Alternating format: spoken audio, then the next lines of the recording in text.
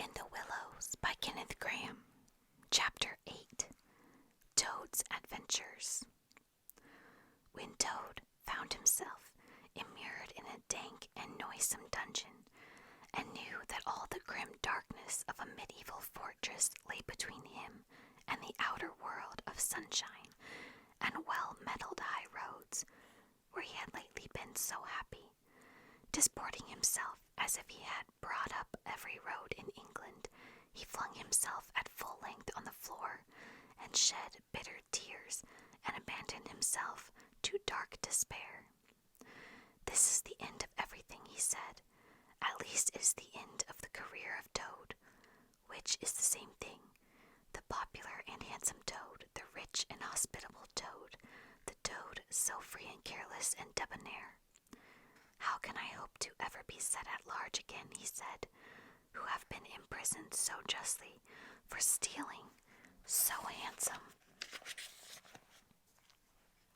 a motor car in such an audacious manner, and for such lurid and imaginative cheek bestowed upon such a number of fat, red-faced policemen?" Here his sobs choked him. "Stupid animal that I was," he said, "now I must languish in this dungeon. Two people who were proud to say they knew me have forgotten the very name of Toad." "Oh, wise badger," he said, "oh, clever, intelligent rat and sensible mole, what sound judgments, what a knowledge of men and matters you possess.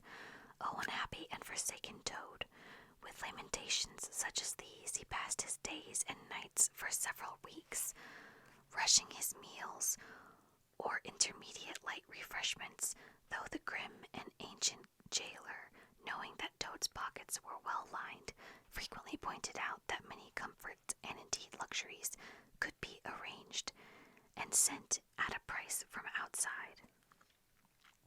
Now the jailer had a daughter, a pleasant wench and good-hearted, who assisted her father in the lighter duties of his post. She was particularly fond of animals, and, besides her canary, whose cage hung on a nail in the massive wall of the keep by day, to the great annoyance of prisoners who relished an after-dinner nap, and was shrouded in an antimacassar on the parlor table at night. She kept several piebald mice and a restless revolving squirrel. This kind-hearted girl, pitying the misery of Toad, said to her father one day, "Father, I can't bear to see that poor beast so unhappy and getting so thin. You let me have the managing of him. You know how fond of animals I am. I'll make him eat from my hand and sit up and do all sorts of things." Her father replied that she could do what she liked with him. He was tired of Toad and his sulks and his airs and his meanness. So that day she went on her errand of mercy and knocked at the door of Toad's cell. "Now cheer up, Toad," she said coaxingly on entering, "and sit up and dry your eyes and be a sensible animal. And do try and eat a bit of dinner. See, I've brought you some of mine, hot from the oven." It was bubble and squeak, 2 plates, and its fragrance filled the narrow cell. The penetrating smell of cabbage reached the nose of Toad as he lay prostrate in his misery on the floor, and gave him the idea for a moment that perhaps life was not such a blank and desperate thing as he had imagined, but still he wailed and kicked with his legs and refused to be comforted. So the wise girl retired for the time, but of course a good deal of the smell of hot cabbage remained behind, as it will do, and Toad,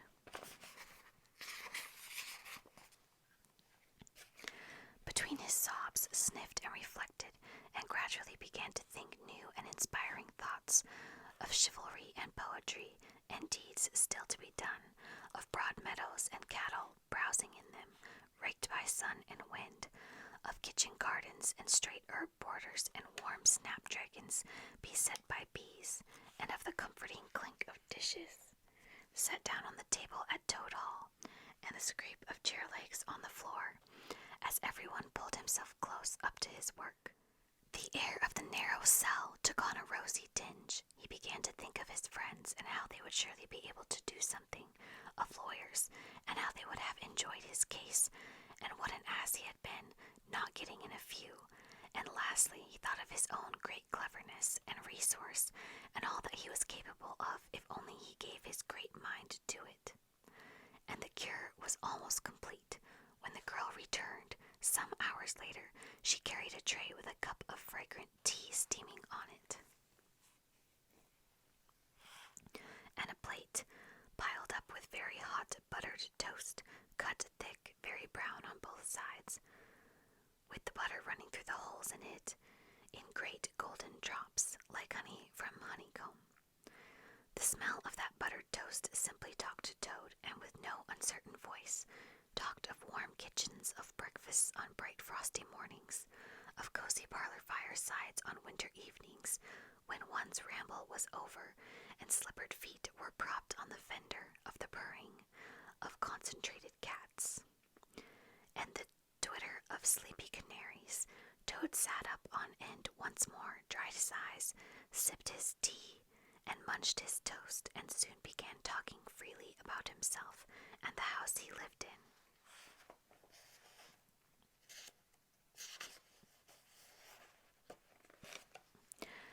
And his doings there, and how important he was, and what a lot of friends thought of him.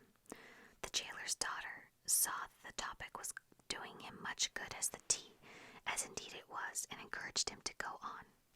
"Tell me about Toad Hall," she said. "It sounds beautiful."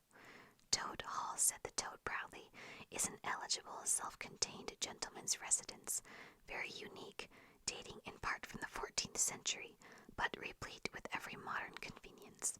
Up-to-date sanitation, 5 minutes from church, post office, and golf links, suitable for—" "Bless the animal," said the girl, laughing. "I don't want to take it. Tell me something real about it. But first, wait till I fetch you some more tea and toast."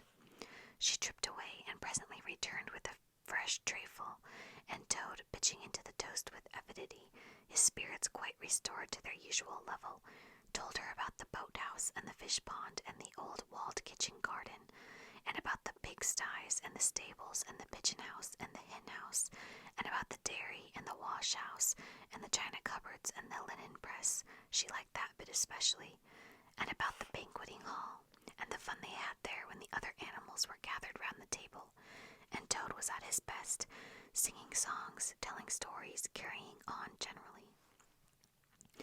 Then she wanted to know about his animal friends, and was very interested in all he had to tell her about them, and how they lived, and what they did to pass their time. Of course she did not say she was fond of animals as pets, because she had the sense to see that Toad would be extremely offended. When she said good night, having filled his water jug and shaken up his straw for him, Toad was still very much the same sanguine, self-satisfied animal that he had been of old. He sang a little song or two of the sort he used to sing at his dinner parties, curled himself up in the straw, and had an excellent night's rest, and the pleasantest of dreams. They had many interesting talks together. After that, as the dreary days went on, and the jailer's daughter grew very sorry for Toad, and thought it a great shame that the poor little animal should be locked up in prison for what seemed to her a very trivial offense. Toad, of course, in his vanity, thought that her interest in him proceeded from a growing tenderness, and he could not help half regretting that the social gulf between them was so very wide, for she was a comely lass, and evidently admired him very much.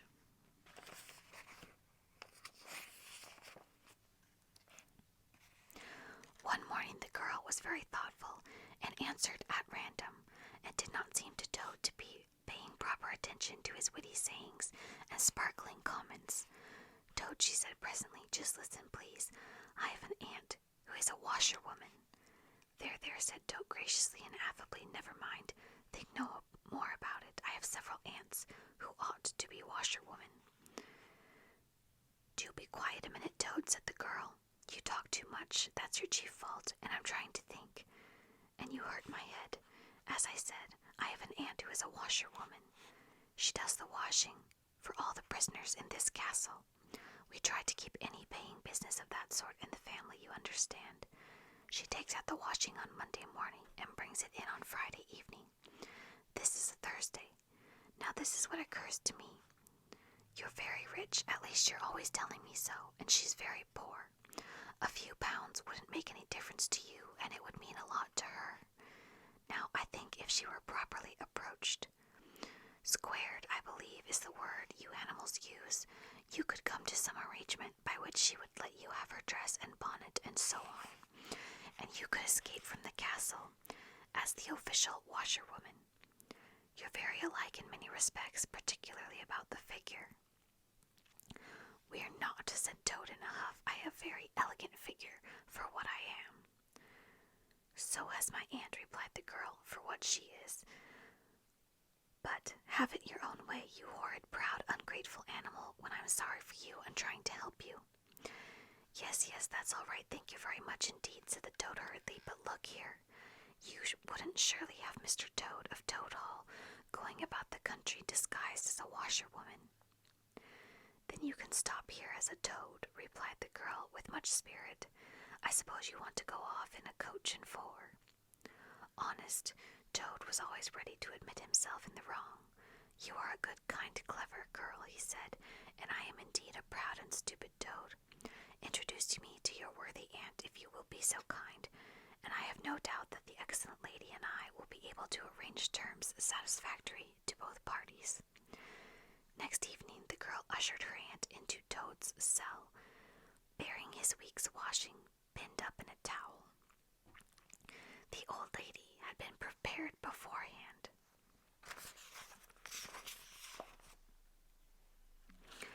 For the interview, and the sight of certain golden souvenirs that Toad had thoughtfully placed on the table in full view practically completed the matter and left little for there to discuss. In return for his cash, Toad received a cotton print gown, an apron, a shawl, and a rusty black bonnet. The only stipulation the old lady made being that she should be gagged and bound and dumped down in a corner. By this not very convincing artifice, she explained, aided by picturesque fiction which she could supply herself, she hoped to retain her situation in spite of the suspicious appearance of things. Toad was delighted with the suggestion. It would enable him to leave the prison in some style, and with his reputation for being a desperate and dangerous fellow untarnished, and he readily helped the jailer's daughter to make her aunt appear as much as possible the victim of circumstances over which she had no control. Now it's your turn, Toad, said the girl. Take off that coat and waistcoat of yours. You're fat enough as it is. Shaking with laughter, she proceeded to hook and eye him into the cotton print gown, arranged the shawl with a professional fold, and tied the strings of the rusty bonnet under his chin. You're the very image of her, she giggled, only I'm sure you never looked half so respectable in all your life before. Now, goodbye, Toad, and good luck.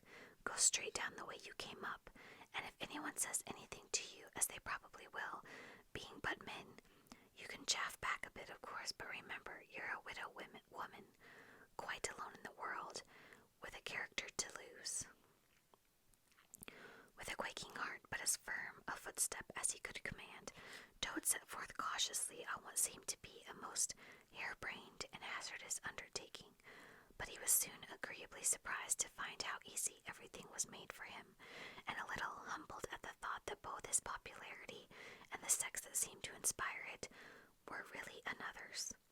The washerwoman's squat figure in its familiar cotton print seemed a passport for every barred door and grim gateway, even when he hesitated, uncertain.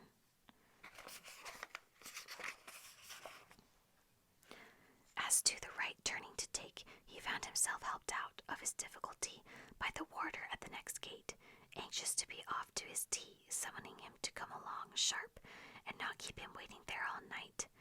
The chaff and the humorous sallies to which he was subjected, and to which, of course, he had to provide prompt and effective reply, formed indeed his chief danger, for Toad was an animal with a strong sense of his own dignity, and the chaff was mostly, he thought, poor and clumsy, and the humor of the sallies entirely lacking. However, he kept his temper, though with great difficulty, suited his retorts to his company and his supposed character, and did his best not to overstep the limits of good taste. It seemed hours before he crossed the last courtyard, rejected the pressing invitations from the last guard room, and dodged the outspread arms of the last warder, pleading with simulated passion for just one farewell embrace. But at last he heard the wicket gate in the great outer door click behind him, felt the fresh air of the outer world upon his anxious brow, and knew that he was free. Dizzy with the easy success of his daring exploit, he walked quickly towards the lights of the town, not knowing in the least what he should do next, only quite certain of one thing, that he must remove himself as quickly as possible from a neighborhood where the lady he was forced to represent was so well known and so popular a character. He walked along, considering his attention was caught by some red and green lights a little way off.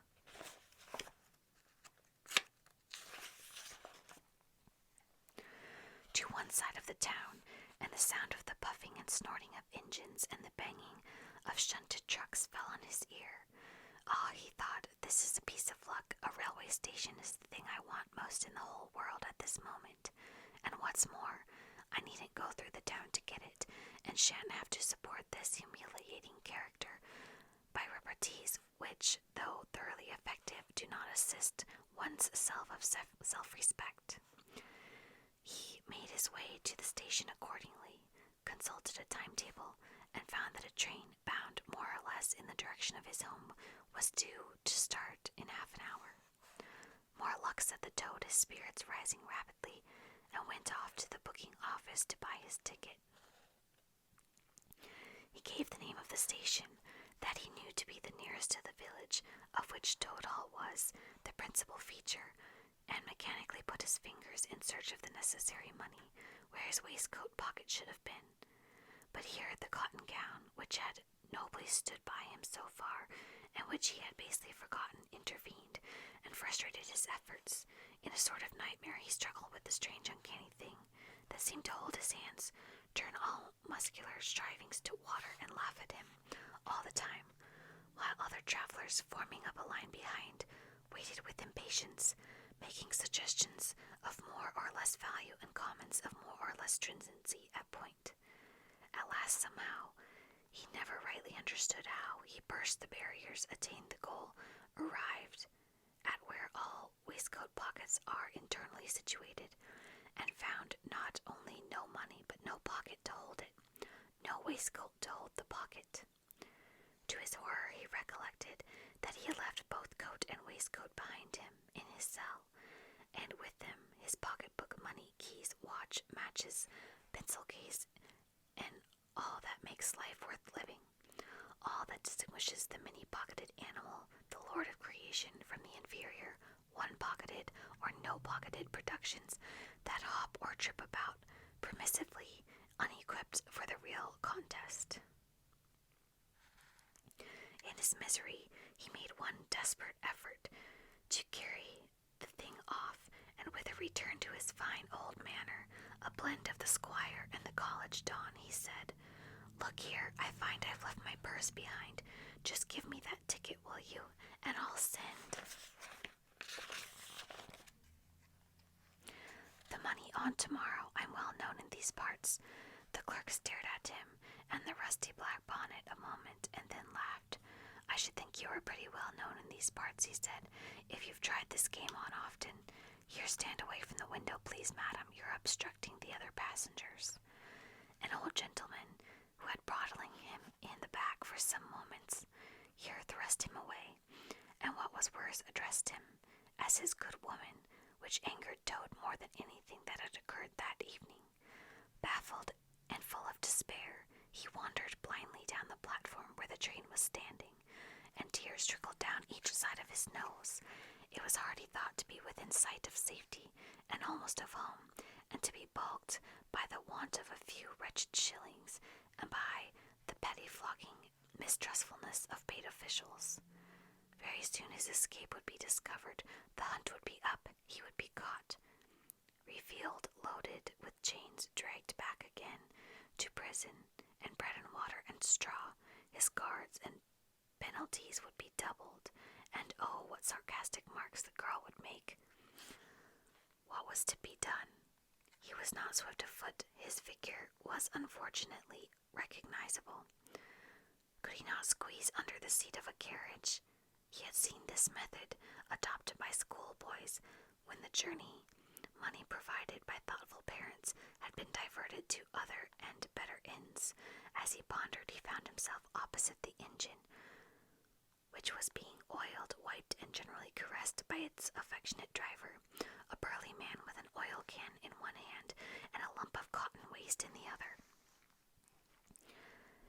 "Hello, Mother," said the engine driver. "What's the trouble? You don't look particularly cheerful." "Oh, sir," said Toad, crying afresh, "I am a poor, unhappy washerwoman, and I've lost all my money and can't pay for a ticket, and I must get home tonight somehow. And whatever am I to do? I don't know. Oh dear, oh dear." "That's a bad business indeed," said the engine driver reflectively. "Lost your money and can't get home, and got some kids too waiting for you, I dare say." "Any amount of 'em," sobbed Toad, "and they'll be hungry and playing with matches and upsetting lamps, the little innocents, and quarreling and going on generally. Oh dear, oh dear."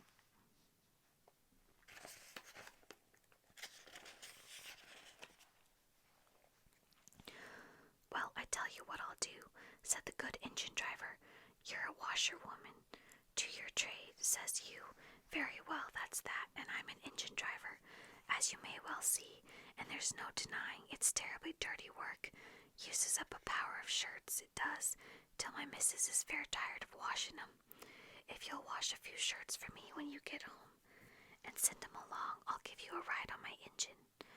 It's against the company's regulations, but we're not so very particular in these out-of-the-way parts." The Toad's misery turned into rapture as he eagerly scrambled up the cab of the engine. Of course he had never washed a shirt in his life, and couldn't if he tried, and anyhow he wasn't going to begin, but he thought, when I get safely home to Toad Hall and I have money again, and pockets to put in it, I will send the engine driver enough to pay for quite a quantity of washing, and that will be the same thing, or better. The guard waved his flag.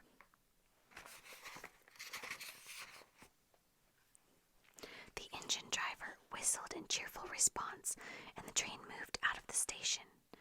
As the speed increased and the Toad could see on the other side of him real fields and trees and hedges and cows and horses all flying past him, and as he thought how every minute was bringing him nearer to Toad Hall and sympathetic friends and money to chink his pocket, and a soft bed to sleep in and good things to eat, and praise and admiration at the recital of his adventures and his surpassing cleverness, he began to skip up and down and shout and sing snatches of song, to the great astonishment of the engine driver, who had come across washerwomen before, at long intervals, but never one at all like this.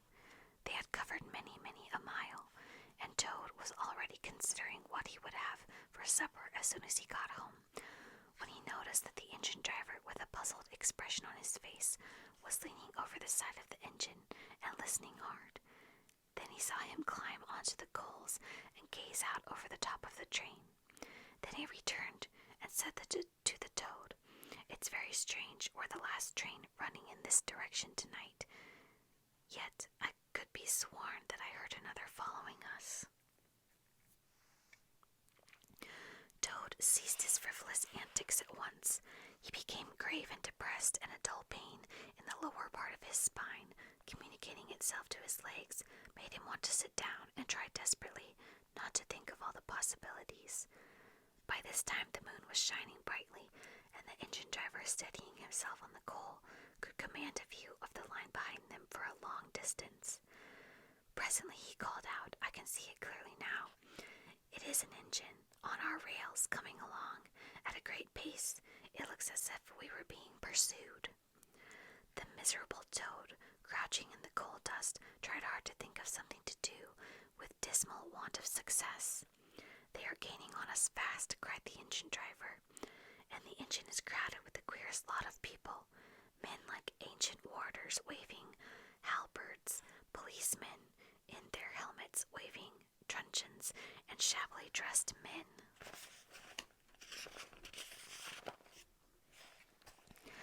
in pot hats, obvious and unmistakable plainclothes detectives even at this distance, waving revolvers and walking sticks, all waving and shouting the same thing: stop, stop, stop.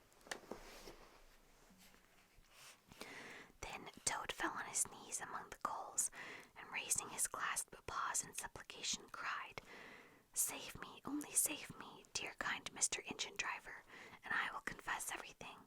I am not the simple washerwoman I seem to be. I have no children waiting for me, innocent or otherwise. I am a Toad, the well-known and popular Mr. Toad, a landed proprietor. I have just escaped, by my great daring and cleverness, from a loathsome dungeon into which my enemies had flung me, and if those fellows on that engine recapture me, it will be chains and bread and water and straw and misery once more for poor, unhappy, innocent Toad." The engine driver looked down upon him very sternly and said, "Now tell the truth, what were you put in prison for?" "It was nothing very much," said poor Toad, coloring deeply. "I only borrowed a motor car while the owners were at lunch. They had no need of it at the time. I didn't mean to steal it, really, but people, especially magistrates, take such harsh views of thoughtless and high-spirited actions." The engine driver looked very grave and said, "I fear that you have been indeed a wicked Toad, and by rights I ought to give you up to the offended justice. But you are evidently in sore trouble and distress, so I will not desert you. I don't hold with motor cars for one thing, and I don't hold with being ordered about by policemen when I'm on my own engine for another. And the sight of an animal in tears always makes me feel queer and soft-hearted. So cheer up, Toad. I'll do my best, and we may beat them yet." They piled on more coals, shoveling furiously. The furnace roared, the sparks flew, the engine leapt and swang. But still their pursuers slowly gained. The engine driver, with a sigh, wiped his brow with a handful of cotton waste, and said, "I'm afraid it's no good, Toad. You see they are running light, and they have the better engine. There's just one thing left for us to do, and it's your only chance, so attend very carefully to what I tell you. A short way ahead of us is a long tunnel, and on the other side of that line passes through a thick wood.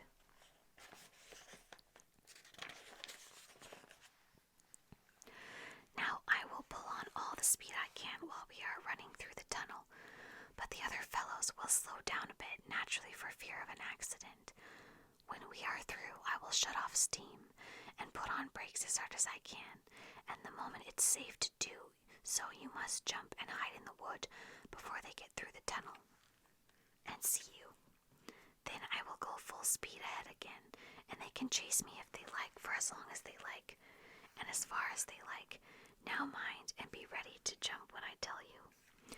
They piled on more coals, and the train shot into the tunnel, and the engine rushed and roared and rattled till at last they shot out at the other end into fresh air and the peaceful moonlight, and saw the wood lying dark and helpful upon either side of the line. The driver shut off steam and put on brakes. The Toad got down on the step, and as the train slowed down to almost a walking pace, he heard the driver call out, "Now, jump." Toad jumped, rolled down a short embankment, picked himself up unhurt, scrambled into the wood, and hid.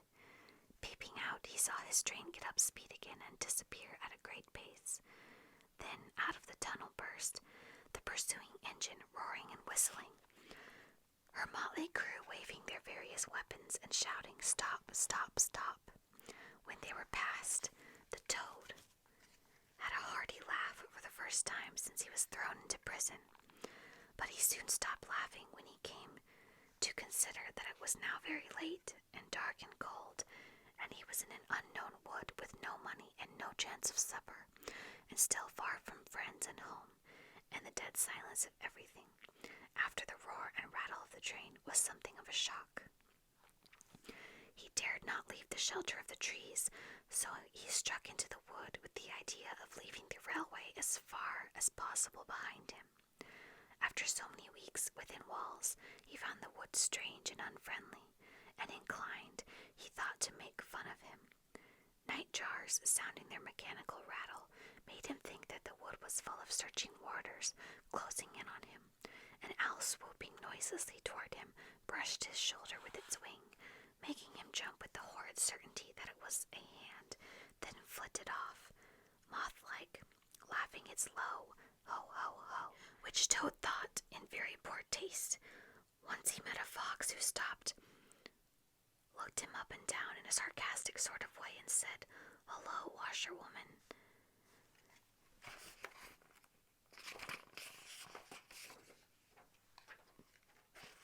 Have a pair of socks and a pillowcase short this week. Mind it doesn't occur again, and swaggered off, sniggering. Toad looked about for a stone to throw at him, but could not succeed in finding one, which vexed him more than anything. At last, cold, hungry, and tired out, he sought the shelter of a hollow tree, where, with branches and dead leaves, he made himself as comfortable a bed as he could, and slept soundly till the morning.